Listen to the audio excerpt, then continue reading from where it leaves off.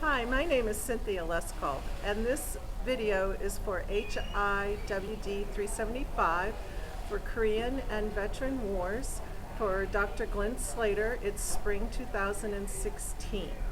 And I'm here to do an oral history on Steve Fordley on his experience in the Vietnam War. Say hey, Steve. Hey. First, I want to say thank you for serving our country and putting your life on the line. I'm going to cry, sorry. So that I and my family can enjoy the freedoms we have today. Oh, I don't know why that made me emotional. The Vietnam War can conjure up many, many emotions even today after almost 4 to 5 decades. So I'm going to ask you some questions. And my first question to you is, tell me your name, where you were born, and your parents. My name is Stephen Bordley Jr. I was born in Baltimore, Maryland, and my parents' name Stephen Bordley and Mary Bordley. Okay, and before you went off to the Vietnam War, were you in school? Did you work? Give us a little bit of background before you went to the Vietnam War. Yes, before I went, I was working at PEPCO, Atomic Electric Power Company, as a night cleaner. Okay, and how old were you when you went to Vietnam? When I went to Vietnam, I was 22 years old. And how long did you serve in the Vietnam War? I served 12 months in Vietnam. Okay, and did you serve one tour of duty or several? I only served one tour, was enough. Okay, and where did you serve in Vietnam? I served in Don Ha, Vietnam. Okay, what branch of the military did you serve in? I served in the Army, U.S. Army. Okay, and what was your rank? The rank was E4. And what was your specialty? My specialty was recovery and evacuation. Oh, okay. And did I ask you what years you served, what time period that you served in the Vietnam War? I served from March 67 through March 68. Okay. And describe the events that led you to be in the military. How did you come to be part of serving the military? Well, I got drafted in 1966. And when that part of the draft, how did that work? If you remember, do you remember the process that they did the draft at that time? Oh, they classify you as like 1A, 2A if you 2A, and so on. Oh, okay. I asked you that. So, what did you understand to be your mission in Vietnam? Well, well, my mission was to go and do my job and come back home safe. Oh, okay. Well, I'm sure that's what your mom and dad were hoping, Yes. which is what happened. When you went into the Army, did they give you any instructions? Did they tell you exactly what you were going to do over there? Well, they actually didn't tell me what I would be doing in Vietnam. They told me I wouldn't be on the front line, but I was on the front. I was 4 miles from the DMZ and 193 kilometers from Hanoi. So can you tell me what you experienced during that year? Did you spend the whole year? Yes, I spent the whole year. On close to the DMZ zone? Yes. All right, so can you tell me what that was like, what you could, some of your experiences of being that close to the action? Well, I didn't get any rest. I don't think I slept a whole night, and I slept mostly with my clothes on at all times. And when you were there, what was it that you, give me what your day would be like during that time period, what you would have done when you got up to when you went to bed. And was it pretty much the same every day, or were there times it was different? Well, it was pretty much the same every day. And before I left, every 15 minutes or so, we were hit with heavy artillery. I mean, they would hit us, stop, and wait, and then they hit us again. It was just a constant, reaction. Okay. So, you said you were part of the recovery and evacuation. Yes, yes. So, when you did recovery, what did you do? Well, anytime a vehicle got blown up or stranded or whatever, or convoys, I was in convoys because I was a recovery man. I drove the 5-ton wrecker and a M578 light recovery vehicle. Okay, so it was your job to go and rescue vehicles that no longer operated? Was Yes, or got blown, yes, yes. Oh, that got blown up that needed to Yes. come back. Okay. And so you were in the middle of where the action was going then when you went out to recover these vehicles. Yes, sometime I had to go where the action was. Wherever, wherever I was needed, I had to go. So would there be gunfire and Yes. shell? I'm not a military person. I don't know what. So there would be shooting and firing, and you'd be in the middle of the hot zone. Yes, yes. So you'd have to make sure you took cover not to get shot or blown up or Yes. things like that. What else did I want to ask you? When you were out there in these situations, how did you deal with? I mean, did you see soldiers that were killed? And I mean, you must have seen some horrific things when you went out to retrieve vehicles. Yes, yes, I did. Can you kind of describe what you saw, or this is more for I know most of us have seen movies and things, but as a first-hand account, we're going to get your you as a first source to tell us as an experience of what you saw. So when you were out there, what did you see was it pretty much the same every time, or were there could it be different each time you went? Well, sometimes it was different. No, most of the time it was basically the same thing over and over. Okay. So did you witness people being shot, or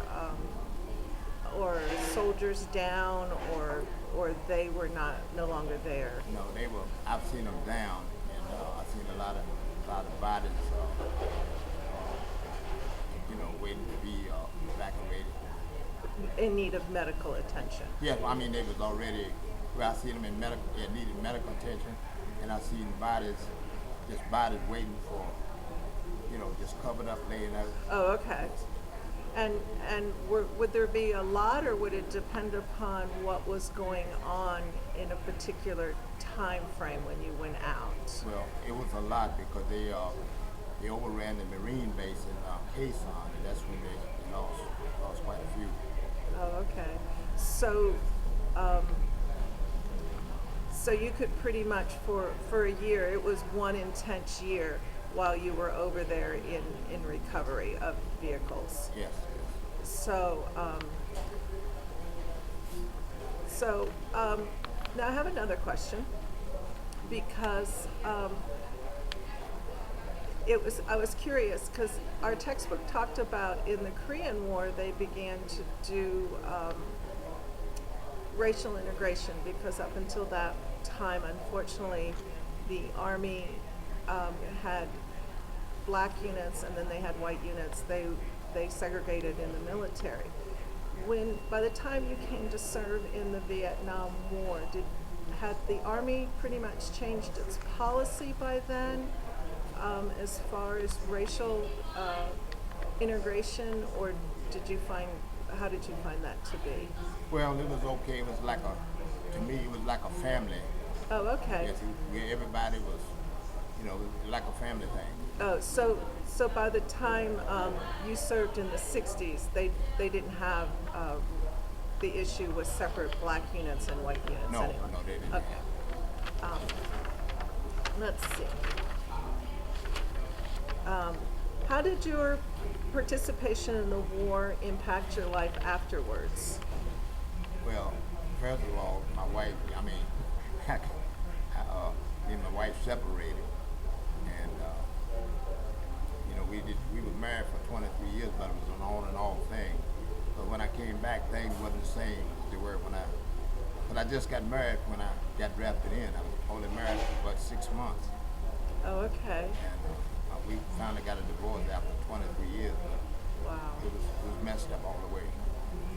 how did you cope when you came back? Because when you came back, the country was still in the throes of the war, correct? Correct. So when it came to be the 70s, the middle 70s, and the Vietnam War was not very popular, did that affect you, and how did that affect you? Well, like I said, it affected me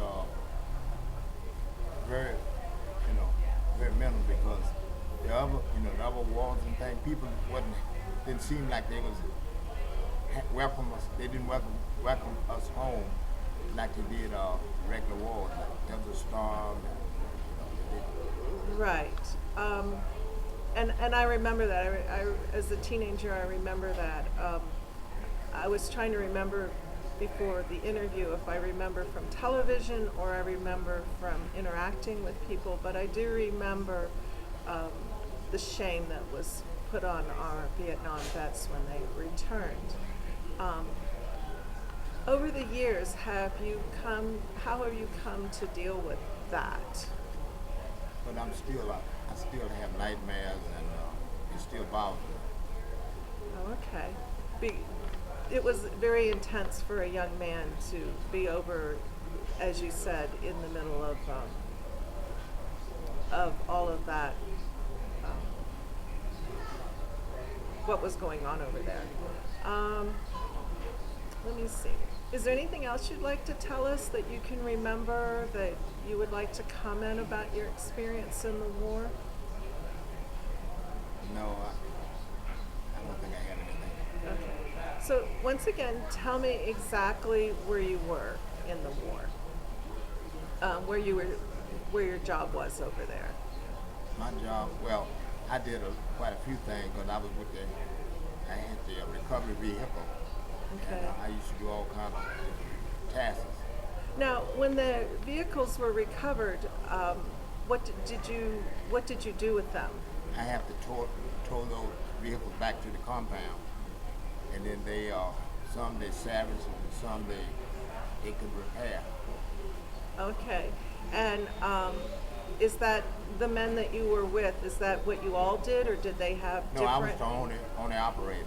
Oh, okay. The rest of them, they did different jobs. Because we had the 175 millimeter gun, and I had to work with that when they changed the gun tubes.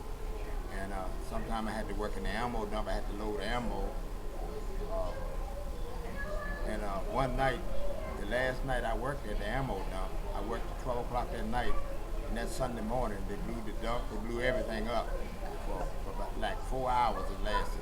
Oh, and where were you when this was going Well, on? I was in a bunker in the ground. So you had previously, before they blew up that depot, been in there 4 hours previous. Right, I was in there at 12 o'clock that night, midnight, and it happened that Sunday morning. I guess it was Sunday morning, just daybreak. It blew up everything. Wow. So other things like that. So that was pretty much how your day went, every day, in and out, 24/7, Yes. for an entire year. Wow. Did you have any other experiences that were that close besides the ammo depot? Well, one night, I guess the Viet Cong, they shot a sand missile at a jet plane, and the jet ducked the missile, and the missile exploded over our compound. Nobody got hurt. Oh my goodness. Trying to think what else. I think that's it. Do you have anything else you would like to add? No, I don't. I'm just glad to be home. We're glad you're home too. Well, thank you so much to Steve for this interview, and I appreciate it. And that's the end of this conversation. All right. Thank you.